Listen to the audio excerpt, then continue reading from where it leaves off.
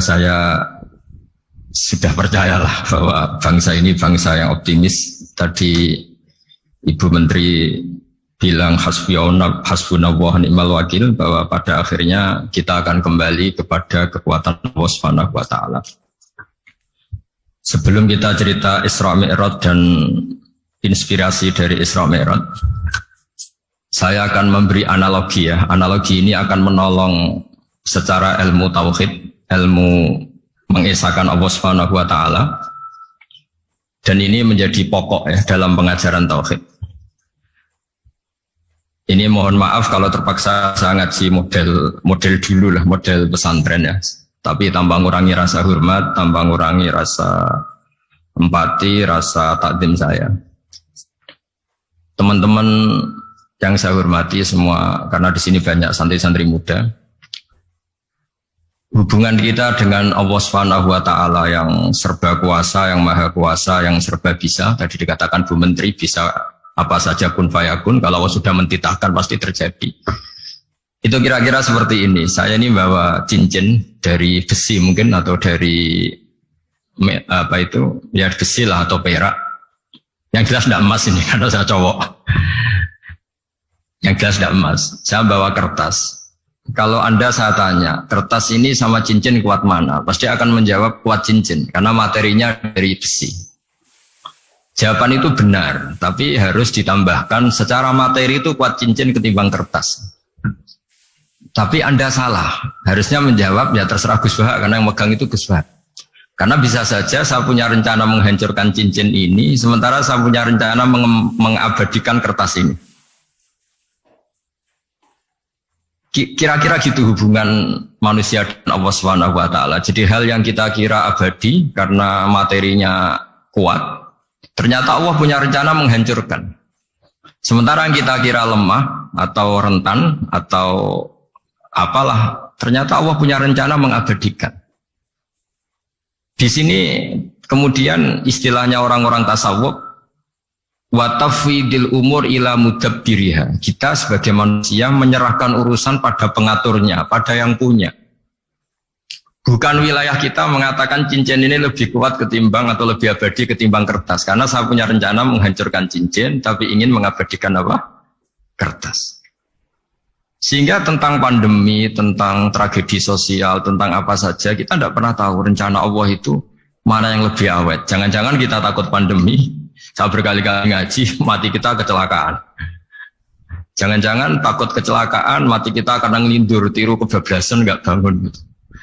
Kita takut mati ngelindur, mati kecelakaan, jangan-jangan mati kita karena likuifaksi, karena gempa atau karena tsunami.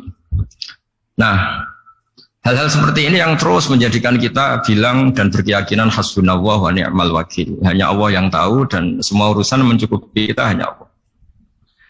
Tadi kata Bu Menteri kita akan menghadapi ini dengan ilmu pengetahuan dan pengalaman. Oke, saya sangat setuju itu.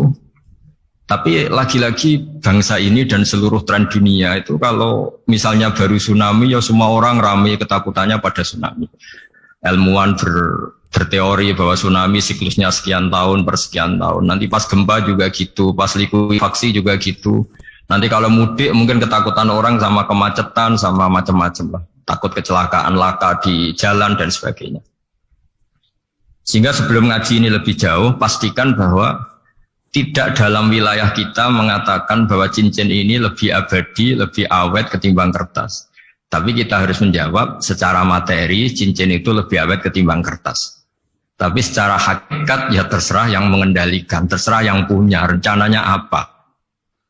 Nah, di sini pentingnya ngaji. Karena dari ngaji itu kita akan kembali ke ma'rifatullah, ngerti Allah yang sebenarnya. Sebab itu di surat Isra disebut pada akhirnya ngaji itu apa? Subhanalladzi asra bi 'abdihi lailam minal masjidil haram ilal masjidil aqsa alladzi barakna haulahu. Tujuan akhirnya linuriyahu min ayatina. Bahwa Mi'raj itu hanya bagian kecil yang dingertikan kita betapa dahsyatnya kekuasaan Allah Subhanahu wa taala. Betapa tidak terbatasnya kemampuan dan kebisaan dan kudrahnya Allah Subhanahu wa taala. Makanya masih dikatakan min ayatina, itu masih sebagian kecil dari ayat-ayatku kata Allah. Lalu dalam surat Kahfi diterangkan, ketika orang kagum dengan Ashabul Kahfi yang bisa tidur dalam keadaan hidup 309 tahun atau Masehinya 300 tahun, kalau Hijriahnya 309 tahun. Itu mungkin kalau kita ilmuwan, ahli baksil atau ahli apalah, itu mungkin lebih kagum tentang nyamuk. Saya berkali-kali bilang, andaikan kita sepakar-pakarnya, terus disuruh bikin nyamuk itu, nggak usah bikin nyata hidup, bikin patungnya saja. Nyamuk itu sekecil itu, kemudian punya jantung, jantungnya punya urat, uratnya punya kuman, kumannya juga punya urat. Bayangkan saja sudah tidak bisa. Sehingga ketika orang tak kagum sama Ashabul Kahfi, kata Allah, am hasibta anna ashabal kahfi warraqi kanu min ayatina ajaban. Apa kamu kagum tentang Ashabul Kahfi dan batu-batu yang dipahat di situ? Bukankah dalam kekuasaan kami ada yang selalu menakjubkan? Artinya, andaikan kita ilmuwan tentang embriologi, tentang hewan, tentang kuman, mungkin cerita tentang nyamuk itu lebih dahsyat ketimbang tidurnya Ashabul Kahfi yang 309 tahun. Karena kemampuan Allah menciptakan nyamuk yang kecil, sangat kecil, super kecil. Kemudian kecil itu ya punya jantung, tentu lebih kecil lagi. Belum uratnya jantung itu, belum nyamuk juga di dalamnya menyimpan calon-calon keturunannya. Kayak apa kecilnya lagi? Nah, di sini Allah mengingatkan kita, innallaha la yastahi ayyadriba matsalam ma ba'udatan fama fawqaha. Allah tidak pernah malu jika dalam menunjukkan kekuasaannya Allah memberi contoh seekor nyamuk. Karena nyamuk ini andaikan kita, tadi saya ulang lagi, andaikan kita ilmuwan yang nekuni itu, strukturnya bisa melihat, bisa nyari pasangan hidupnya, dan bisa hamil, bisa melahirkan, atau bisa menelur dan sebagainya, maka kita akan kagum sekagum-kagumnya betapa kita di depan kekuasaan Allah Subhanahu wa taala tidak siapa-siapa, dan akhirnya kita ikrar-ikrarnya asyhadu alla ilaha illallah, bahwa tidak ada kekuasaan selain kekuasaan Allah Subhanahu wa taala. Lalu kenapa nyamuk itu tidak menjadi perhatian publik? Ternyata kita dibodohkan oleh kepentingan kita sendiri. Karena dari awal kita nganggap nyamuk itu problem, penyakit. Ya sudah, bawaan kita mungkin cari obat supaya bisa membunuh nyamuk itu. Atau melihat nyamuk itu sebagai problem, bukan sebagai ayatun min ayatillahi ta'ala, sebagai tanda-tanda kebesaran Allah Subhanahu wa ta'ala. Sehingga akhirnya manusia itu butuh yang namanya mukjizat dahsyat yang mudah dilihat, mudah dirasakan. Akhirnya kita tahu dalam sejarah para nabi, Nabi Musa minta mukjizat Laut Merah dibelah sehingga bangsa Israel bisa melewati kejaran Fir'aun dan sampai selamat dari kejaran Fir'aun. Nabi Soleh umatnya minta keajaiban, yaitu onta keluar dari batu besar. Dan Nabi Soleh menuruti, akhirnya ada unta yang keluar dari batu besar. Begitu juga nabi-nabi sebelum itu atau setelah itu, selalu ada mukjizat yang memang manusia tidak mampu. Nah, kata tidak mampu ini yang semua umat para nabi tidak akan seunggul umat Nabi Muhammad SAW. Karena kita sebagai umat Rasulullah SAW, untuk merasa tidak mampu, itu tidak harus hal-hal seperti membelah laut.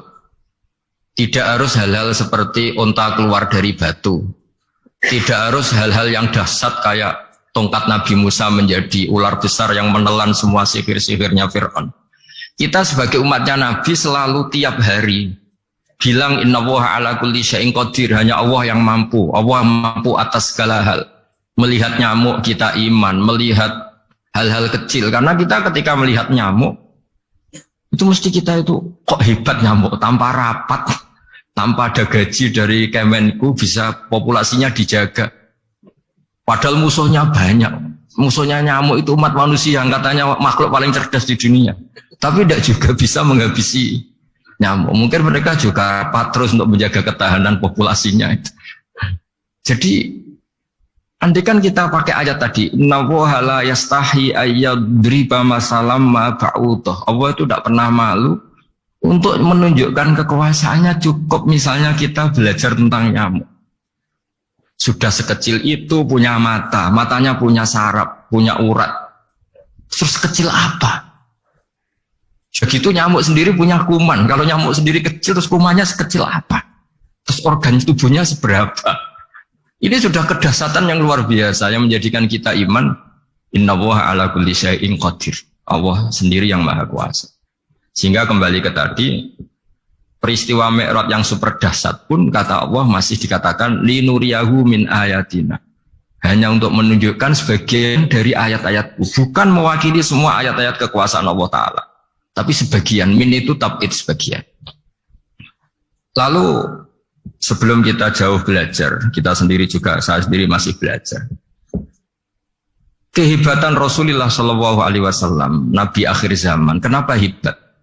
Itu diantaranya adalah karena mukjizat tongkat itu pada akhirnya diletakkan di museum. Orang melihat, terus gaya-gayanan kuat ke Turki, atau bisa melihat langsung di museum. Dan setelah melihat, kadang-kadang kita ragu, masa tongkat ini betul itu.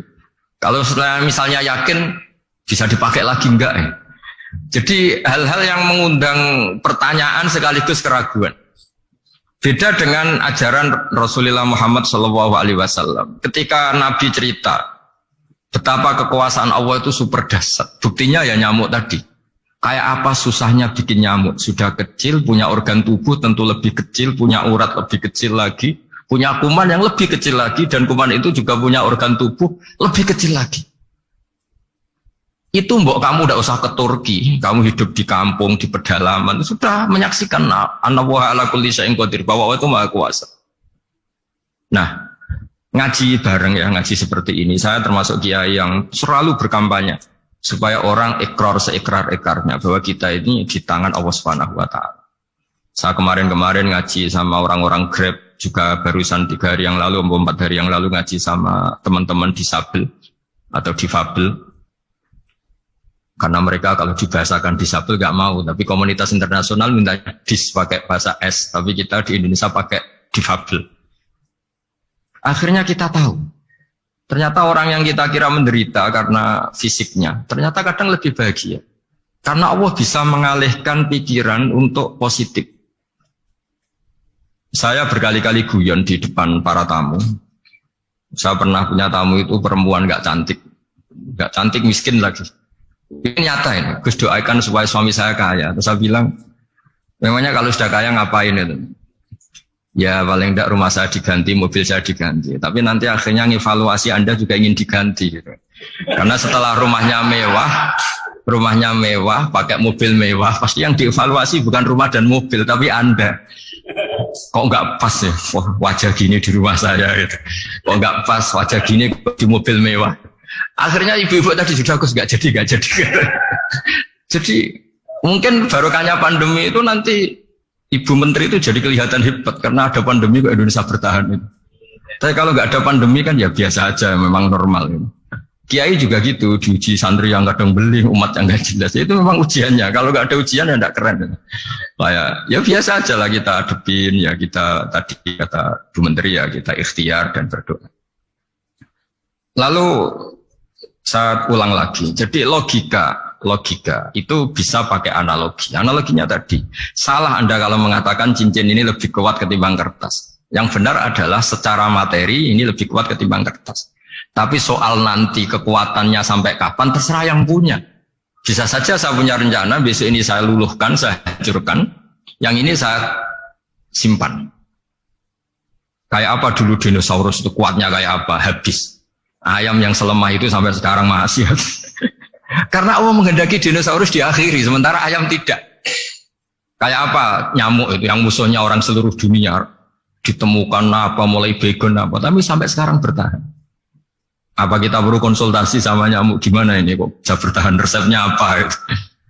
Karena Allah menghendaki itu disisakan masih. Nah, kemudian kenapa ada peristiwa Isra Mi'raj? Saya termasuk orang yang sering menulis tentang fikih sholat, tapi nulis saya untuk diri saya sendiri tak pakai ngaji.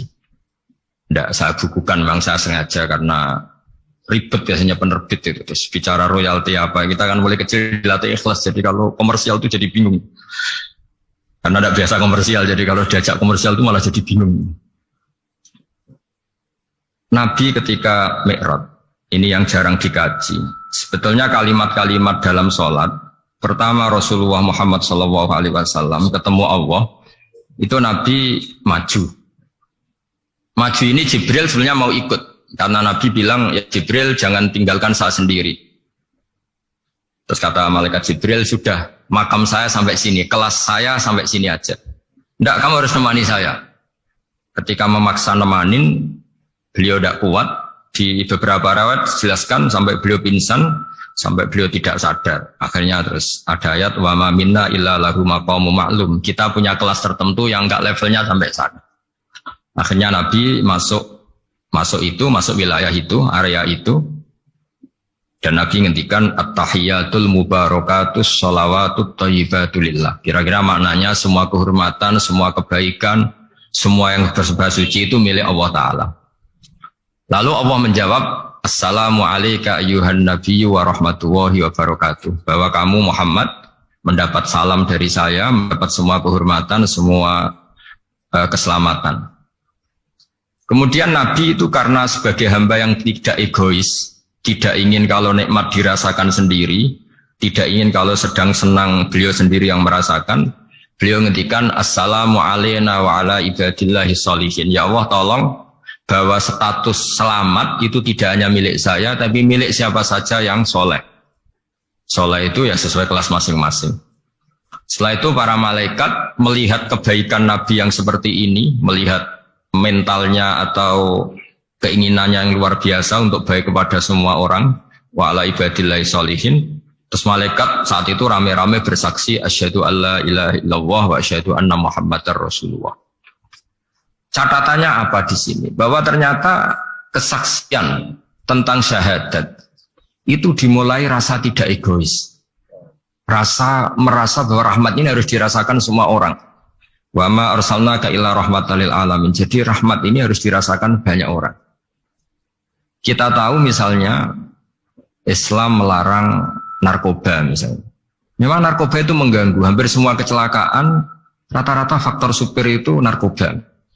Begitu juga pembunuhan yang sadis, rata-rata efek dari pengaruh narkoba. Sehingga Islam keras sekali tentang narkoba. Dan alhamdulillah di Indonesia ditangani BNN yang sangat serius melawan narkoba. Nah, keputusan Islam melarang narkoba itu keputusan yang luar biasa, yang menjadi berkah bagi semua. Begitu juga keputusan Islam tentang melarang zina, melarang perbudakan, melarang penipuan. Dan Islam mendukung misalnya gerakan nikah, gerakan adil, gerakan keseimbangan dan kemanusiaan. Sehingga agama ini akan dinikmati siapa saja karena ajarannya. Lalu agama ini bisa nikmat, itu solusinya gampang menurut Rasulullah, yaitu sholat. Nabi itu kalau pusing menghadapi banyak hal, itu pasti keluar masuk, terus tanya sama istrinya, kapan waktunya sholat? Kapan Bilal datang? Dulu kalau mau waktu sholat, Bilal datang, ngetok pintu Nabi, ya Rasulullah sekarang waktunya sholat. Itu Nabi membahasakan sholat itu unik, ini tentang Mi'raj ya, karena hasilnya ya sholat tadi. Arifna ya Bilal. Arifna itu tolonglah bikin nyaman saya dengan sholat. Sebelum kita belajar sholat secara serius, gampang. Kalau kita misalnya menteri atau kita ajudan atau kita apa, kayak apa asiknya kita kalau ngomong-ngomong sama presiden, bercengkrama dengan presiden atau dengan menteri atau dengan kiai, dengan atasan. Sholat itu media di mana kita asik dengan Allah Ta'ala. Kalau kita bisa asik dengan atasan yang manusia, apalagi ini asik dengan Allah Subhanahu wa ta'ala. Sehingga kita harus malu kalau sholat tidak asik. Kita ketemu orang yang kita hormati saja asik, masa ini ketemu Allah Ta'ala tidak asik. Sehingga dulu bawaannya orang dulu itu kalau sholat untuk tidak cepat itu harus diperintah. Dulu para nabi, para sahabat kalau sholat itu lama-lama. Sehingga sampai nabi yang turun tangan, wahai para sahabatku, kalau kamu jadi imam jangan lama-lama. Karena dulu semua orang itu penikmat sholat.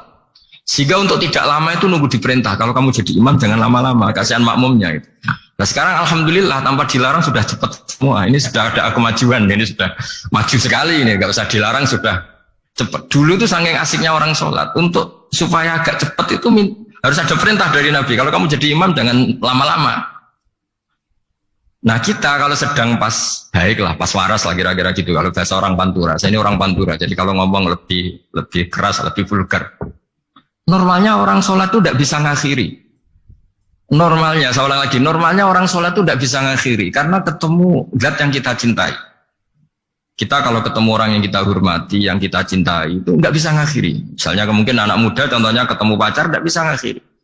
Kita kangen sama temen, jagong, nggak bisa ngakhiri, karena asik. Nah ini ketemu Allah yang dipuja-puja, dipuji-puji, kemudian cepat ingin ngakhiri. Jadi ini kita agak aneh. Makanya orang sholat itu tidak bisa ngakhiri. Dan itu normal. Sehingga dulu ketika Sayyidina Umar itu ditikam sama satu benda yang kayak pancing itu. Panah itu kan kayak pancing ya. Jadi kalau masuk cepat tapi nariknya susah. Karena ada grendelnya. Itu tiap ditarik sakit. Dan beliau bilang, nanti setelah saya sholat tarik. Beliau sholat, nyaman. Ditarik itu enggak gerak sama sekali. Karena dia sudah istighraq billah. Sudah nyaman dengan Allah sehingga ditarik itu enggak kerasa. Dulu di daerah sini masih keluarga kita lah, masih keluarga kita semua. Ada seorang wali jadi imam masjid. Itu di PHK sama takmirnya. Karena ketika sujud dia asik terus lama sekali. Sampai 30 menit. Sampai santrinya bilang, Mbah, sampun. Setelah itu rapat dihentikan. Kita kenapa Mbah sujud begitu? Saya tidak bisa mengakhiri orang nikmati sujud kemudian ingin berhenti. Nah, Sayyid Ali Zainal Abidin yang populer, cucunya Rasulullah SAW, anaknya Sayyid Husain, putranya Sayyid Husain.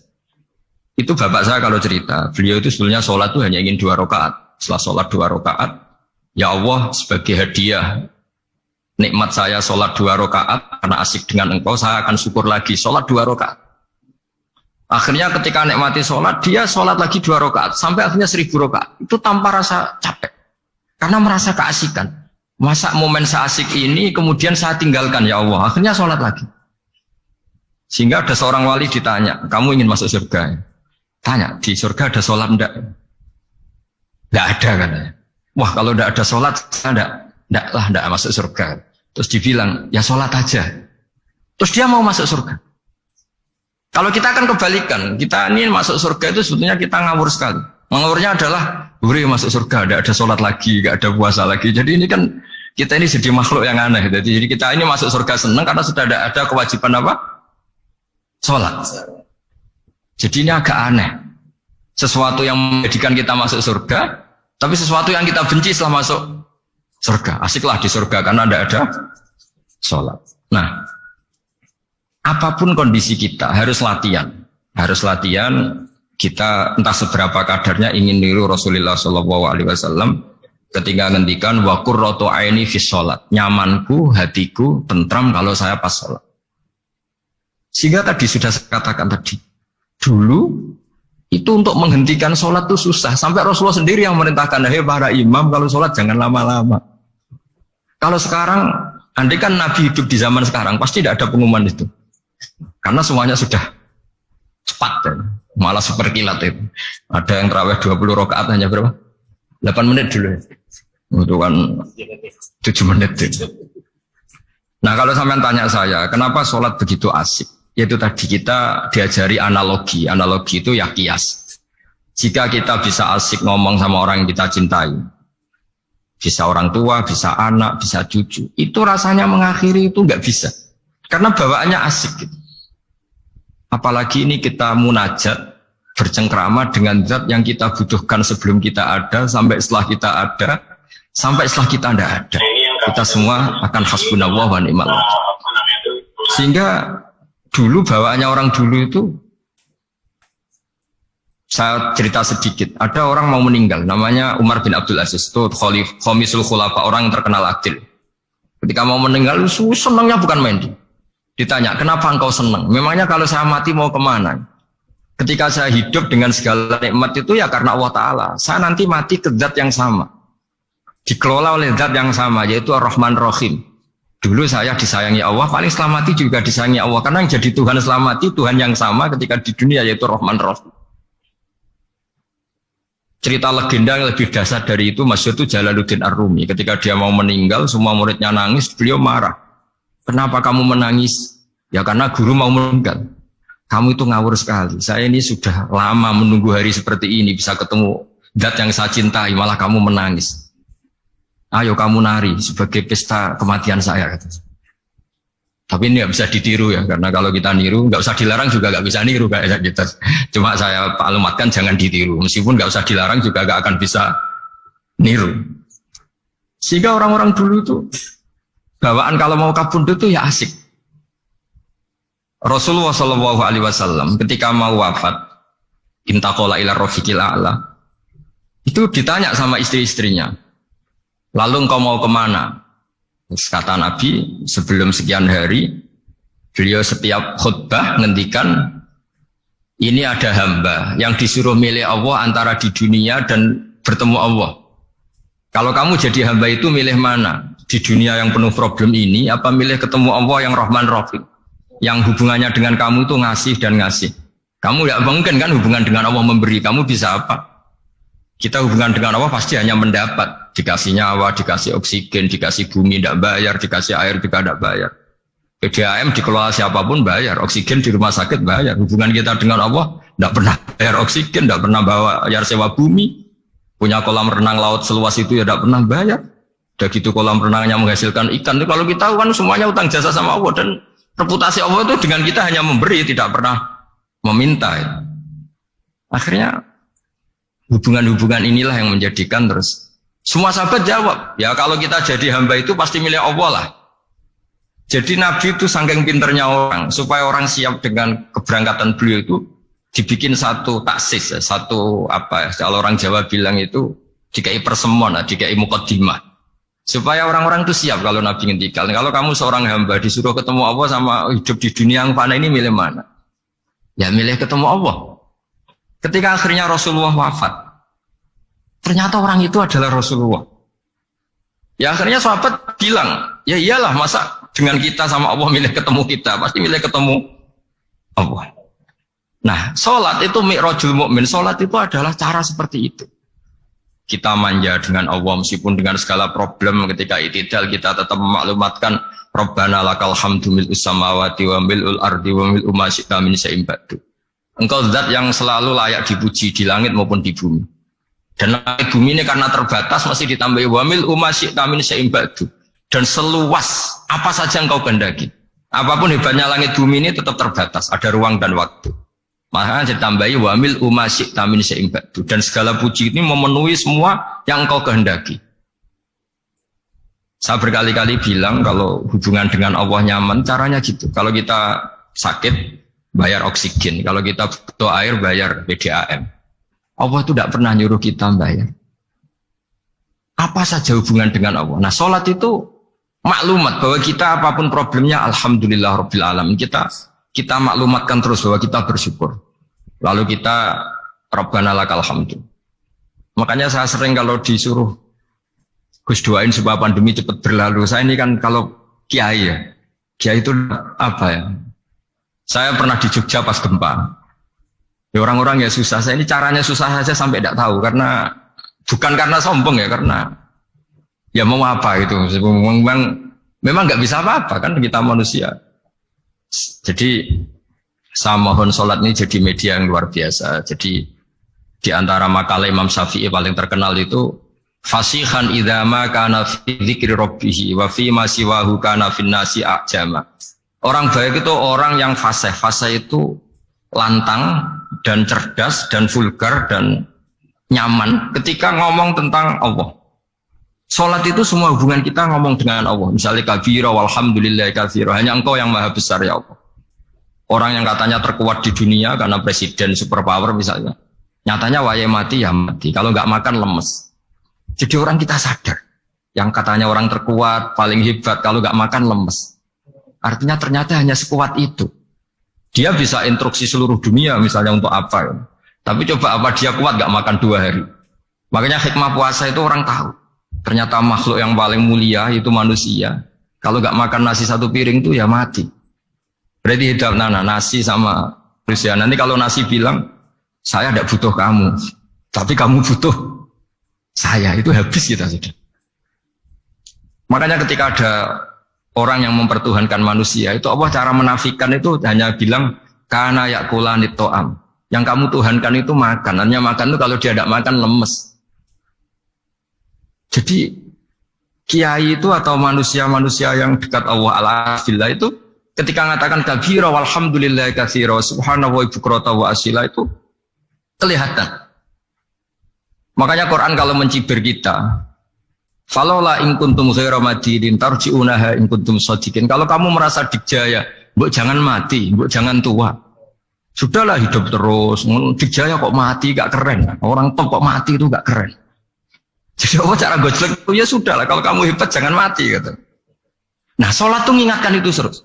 Sampai kita bilang inna sholati wa nusuki wa mahyaya wa mamati lillahi rabbil alamin. Gusti, saat ini saya ikrarkan hidupku, matiku semuanya terserah Engkau.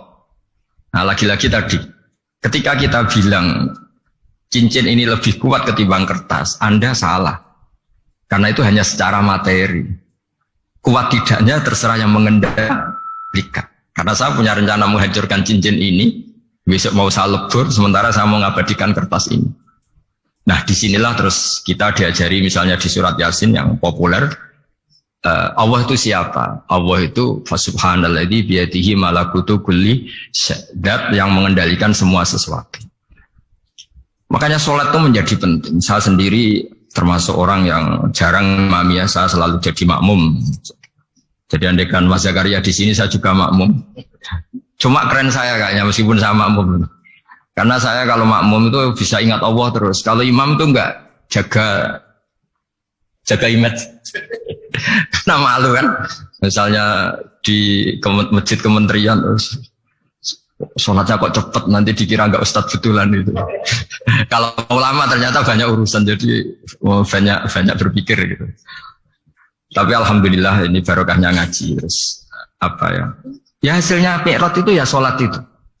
Sholat ini spesial karena tadi saya bayangkan itu di surga enggak ada sholat itu ya terus wopo itu enggak asik. Itu kalau Imam Ghazali itu membarter kita itu begini. Kalau kamu bangga di kasrotin nisa pasangan kamu banyak. Itu ayat lebih kuat ketimbang Anda karena 1 hari 1 jam bisa berapa kali. Kalau Anda bangga bisa makan itu kerbau itu makannya lebih banyak. Nah, kalau Anda bangga atas pengaruh itu tawon itu ratu tawon itu pengaruhnya lebih besar ketimbang Anda dia diam di rumah tapi anak buahnya loyalnya kayak gitu. Artinya kalau manusia bangga itu apa? Ya dengan sholat tadi ini karena satu ibadah yang enggak tertandingi oleh makhluk yang lain. Apalagi dalam sholat itu ada semua gerakan yang mewakili semua ibadahnya malaikat. Malaikat itu ada yang ibadahnya berdiri terus, ada yang rukuk terus, ada yang sujud terus. Dan sholat itu mewakili semua itu. Juga mewakili sosial, karena setelah sholat kita bilang Assalamualaikum warahmatullahi wabarakatuh. Bahwa keselamatan ada di kanan dan kiri. Nah, oke ya, itu sakralnya Mi'raj. Tapi di balik Mi'raj itu ada hal-hal yang manusiawi. Dan ini yang terjadi di dunia. Ketika Rasulullah melangkai makamnya Nabi Musa, makam itu status ranking lah kalau dalam bahasa Indonesia itu. Kalau bahasa Indonesia itu ribet, makam itu kuburan. Makanya orang Indonesia sering tanya saya, Gus, makamnya Nabi Ibrahim kok batu? Makam yang dekat Ka'bah itu bukan makam dengan makna kuburan, itu tempat yang dipakai Nabi Ibrahim membangun apa? Ka'bah. Cara Jawa pancatan itu. Nabi Musa itu gak terima, komplain sama Allah. Ya Allah, ini lebih junior ketimbang saya. Kenapa makamnya melangkai saya? Ini tidak fair. Jadi di mana-mana manusia itu kalau disalib junior itu ya tidak terima. Ya ada manusianya. Terus ditanya sama malaikat Jibril, kenapa kamu gak terima? Ini orang Israel, kadung ngira saya ini nabi paling top. Ini kalau sampai konangan saya kalah sama Muhammad tuh malu saya kata. Jadi artinya ya ada sisi manusia. Itu ada kitabnya. Terus Ya tapi memang Nabi Muhammad lebih top ketimbang kamu. Memang dia Nabi pilihan, Sayyidul Awalin wal Akhirin. Oke, kalau saya kalah dengan dia gak apa-apa. Tapi umatnya jangan ya. Maksudnya umatnya bangsa Israel harus lebih top ketimbang kita. Makanya orang Israel sampai sekarang begitu itu ya memang ada sanatnya. Gak mau kalah. Karena usulnya Nabi Musa memang gak boleh kalah. Terus kata Allah, ya tidak bisa. Memang yang paling top tetap umatnya Muhammad, bukan umat kamu. Tetap kamu kalah. Sehingga setelah kalah dan menang itu kita terus tidak tahu. Misalnya begini ya, penemu komputer atau penemu mobil sama yang beli mobil itu hebat mana? Kalau bicara keilmuan ya hebat penemunya. Tapi kalau bicara kapitalistik, udah bikinkan mobil yang mewah gini-gini. Nanti tanggal ini jadi ya. Hebat mana yang nyuruh sama yang disuruh? Kalau logikanya pakai gitu. Hebat mana yang nyuruh sama yang disuruh?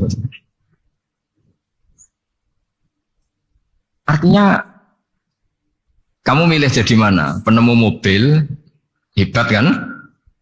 Tapi terus sama orang kaya diminta, bikinkan ini, speknya seperti ini, selesai gini. Hebat mana? Nyuruh sama disuruh? Menyuruh.